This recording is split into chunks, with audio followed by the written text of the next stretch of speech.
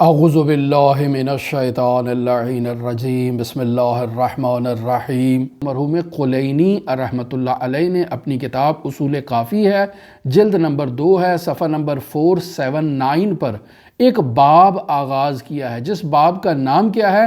باب رغبت، رہبت، تضرع، تبتل، ابتہال، استعاذہ و مسئلت۔ یہ ایک باب ہے کہ جس باب میں ان الفاظ سے متعلق احادیث کو بیان کیا گیا ہے، یعنی ایسی احادیث بیان کی گئی ہیں کہ جن میں یہ کلمات امام علیہ السلام کی لسان مبارک سے جاری ہوئے ہیں، اور ان الفاظ کی وضاحت کی ہے کہ انسان رغبت کی حالت میں کیسے اظہار رغبت کرتا ہے، رہبت کی حالت میں انسان کیسے اظہار کرتا ہے، تضرع ابتحال کی حالت میں، استعاذہ کی حالت میں، مسئلت کی حالت میں انسان کی کیفیت کیا ہوتی ہے، یہ درواقع اس باب میں بیان کیا گیا ہے۔ لہٰذا اسی باب کی چوتھی روایت کو میں آپ کی خدمت میں بیان کرتا ہوں۔ کتاب ہے اصول کافی، مرحوم قلینی کی ہے، جلد نمبر 2 ہے، صفحہ نمبر 480 ہے، حدیث نمبر 4 ہے۔ کیا ہے؟ ان محمد بن مسلم، محمد بن مسلم ایک نہایتی جلیل القدر صحابی ہیں۔ قال، وہ کہتے ہیں، سمعت ابا عبداللہ علیہ السلام، میں نے امام جعفر صادق علیہ السلام کے لبہ مبارک سے ان کلمات کو سنا کہ یقول، امام علیہ السلام یہ فرما رہے تھے۔ کیا فرما رہے تھے؟ مر بی رجل وانا ادعو بصلاتی بیساری۔ امام علیہ السلام کہتے ہیں کہ میں اپنی نماز میں اپنے بائیں ہاتھ کو بلند کر کے اللہ کی بارگاہ میں دعا کر رہا تھا، تو اس حالت میں ایک شخص میرے پاس سے گزرا۔ اب آپ عزیزان محترم توجہ فرمائیں تو ہم جب امام زمان اجل اللہ تعالی فرجہ شریف کی نماز پڑھتے ہیں تو وہاں پر بھی بس اوقات انسان جو ہے وہ اپنے ایک بائیں ہاتھ کو بلند کرتا ہے اور دائیں ہاتھ سے کسی چیز کی گنتی کر رہا ہوتا ہے یا شمارش کر رہا ہوتا ہے۔ تو انسان ایسا کرتا ہے، دعاؤں میں بس اوقات بایاں ہاتھ انسان بلند کر لیتا ہے۔ امام جعفر صادق کی بھی یہ کیفیت تھی کہ وہ اپنا بایاں ہاتھ نماز کے اندر یا دعا کے اندر، یہاں البتہ نماز نہیں ہے، یہاں پر دعا کا کلمہ ہے، صلاتی یعنی دعائی، یعنی میں اپنے دعا کے اندر اپنے بائیں ہاتھ کو بلند کر کے اللہ کی بارگاہ میں دعا میں مصروف تھا، تو میرے پاس سے ایک شخص گزرا۔ فقال، اب ہمارے معاشرے میں بھی ایسے ہوتا ہے کہ جب ہم دیکھتے ہیں کہ ایک عالم، ایک پڑھا لکھا انسان کوئی ایسا کام انجام دے رہا ہے کہ جو ہماری معلومات میں جو ہے وہ درست نہیں ہوتا، تو ہم فوراً تذکر دیتے ہیں۔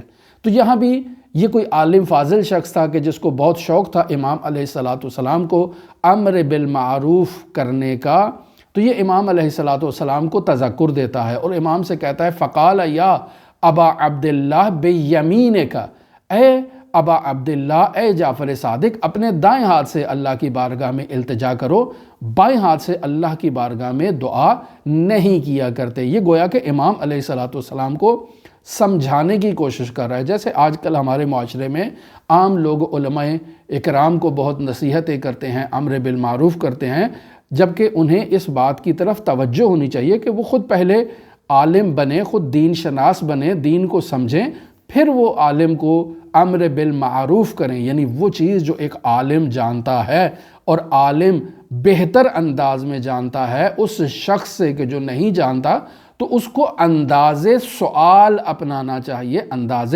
امر بالمعروف نہیں اپنانا چاہیے جیسے اس شخص نے اپنایا۔ یہ شخص امام علیہ السلام سے سوال بھی کر سکتا تھا کہ مولا آپ نے بائیں ہاتھ کو کیوں بلند کیا ہے، آپ اپنے دائیں ہاتھ سے دعا کیوں نہیں کر رہے، لیکن اس نے امام سے سوال کرنے کی بجائے امام کو حکم دیا، بلکہ امام علیہ السلام کو نصیحت فرمائی کہ اپنے دائیں ہاتھ سے دعا کریں، بائیں ہاتھ سے اللہ کی بارگاہ میں التجا مت کریں۔ فقلت، تو امام علیہ السلام نے اس کو جواب دیا، یا عبداللہ، اے اللہ کے بندے، انا للہ تبارک و تعالی حقا علی ھذہ کحقہ علی ھذہ۔ امام علیہ السلام فرماتے ہیں کہ اللہ کا اس بائیں ہاتھ پر بھی وہی حق ہے جو اللہ کا اس دائیں ہاتھ پر حق ہے۔ یعنی میں اگر دائیں ہاتھ سے دعا کروں یا بائیں ہاتھ سے دعا کروں تو دونوں اللہ ہی کے ہاتھ ہیں، دونوں پر اللہ کا سیم حق ہے، لہٰذا جو اللہ کا اس ہاتھ پر حق ہے وہی اس ہاتھ پر بھی حق ہے۔ پس میں اگر اس ہاتھ سے اللہ کی بارگاہ میں دعا کر رہا ہوں تو اس دعا کرنے میں کوئی قباحت نہیں ہے، اس ہاتھ سے دعا کروں تو بھی ٹھیک ہے، اس ہاتھ سے دعا کروں تو بھی ٹھیک ہے، چونکہ دونوں کے اللہ کی بارگاہ میں حق ہیں۔ اگر میں اس ہاتھ سے ہمیشہ دعا کروں تو اس ہاتھ کے متعلق سوال کیا جائے گا کہ اسے اللہ کی بارگاہ میں کیوں نہیں پھیلایا، لہٰذا بہتر تو یہ ہے کہ انسان دونوں ہاتھوں کو اللہ کی بارگاہ میں پھیلائے اور اللہ سے دعا کا تقاضا کرے۔ لیکن اگر انسان کسی چیز کی کاؤنٹنگ کر رہا ہے، کوئی شمارش کر رہا ہے، کوئی خاص ذکر کر رہا ہے جسے انسان نے گننا ہے، تو انسان اس دائیں ہاتھ سے تسبیح پکڑ لیتا ہے اور بائیں ہاتھ کو اللہ کی بارگاہ میں بلند کر لیتا ہے، تو اس میں کوئی حرج نہیں ہے۔ گویا کہ امام علیہ السلام اس مطلب کی تعلیم دے رہے ہیں۔ وقال، پھر امام علیہ السلام نے ان الفاظ کی وضاحت فرمائی ہے، اور کیا فرماتے ہیں؟ الرغبت تبسط یدیک وتظہر باطنہا۔ رغبت کسے کہتے ہیں؟ امام کہتے ہیں کہ دعا کے وقت رغبت کا انداز یہ ہوتا ہے کہ تم اپنے دونوں ہاتھوں کو اللہ کی بارگاہ میں پھیلاؤ، اور یہ جو ہتھیلیوں کا اندر والا حصہ ہے اسے یوں اللہ کی بارگاہ میں اوپر کی طرف اور آسمان کی طرف یوں پھیلاؤ۔ اس حالت کو حالت رغبت کہا جاتا ہے۔ والرہبت، رہبت کی کیا حالت ہے؟ تبسط یدیک وتظہر ظہرہما۔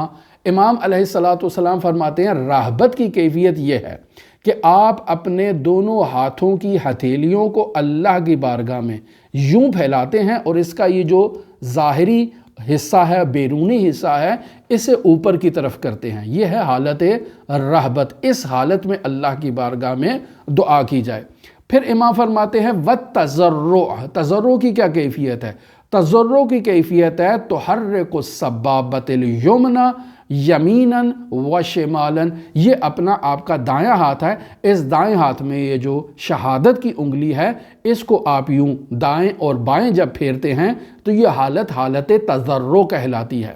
یعنی جب آپ اللہ کی بارگاہ میں دعا کر رہے ہیں تو اس طرح جب آپ اپنی انگلی کو گھماتے ہیں تو اس انگلی کو گھمانے کی کیفیت کیا ہے؟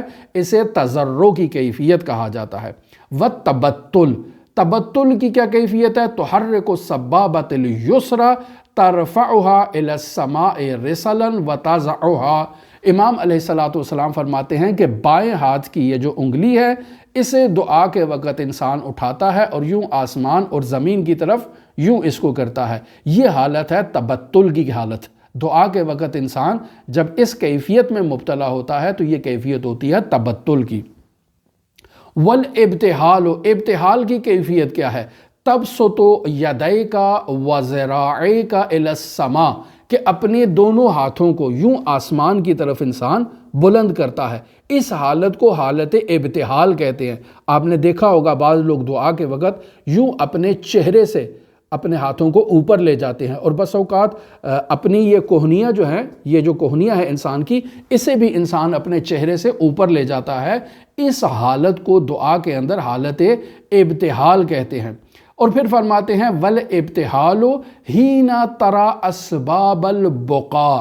امام علیہ السلام فرماتے ہیں کہ یہ ابتحال کی کیفیت اس وقت انسان پر طاری ہوتی ہے جب انسان کے وجود پر آثار بقا یعنی رونے کے اسباب ظاہر ہوتے ہیں، انسان کے چہرے سے زار و قطار آنسو نکل رہے ہوتے ہیں اور انسان ایک ایسی کیفیت میں ہوتا ہے کہ اللہ کی بارگاہ میں گڑ گڑا رہا ہوتا ہے، تو اس حالت کو ابتحال کہتے ہیں۔ اور اس حالت میں انسان اپنے دونوں ہاتھوں کو، حتیٰ یہ کوہنیوں کو بھی اپنے چہرے سے اوپر لے جائے اور دونوں ہاتھوں کو یوں پھیلا کر اللہ کی بارگاہ میں انسان جو ہے وہ دعا کرے، اس حالت کو ابتحال کہتے ہیں۔ دعا گو ہیں خداوند متعال ہمیں معارف اہل بیت علیہ الصلاۃ والسلام کو سمجھنے اور ان پر عمل کرنے کی توفیق عطا فرمائے۔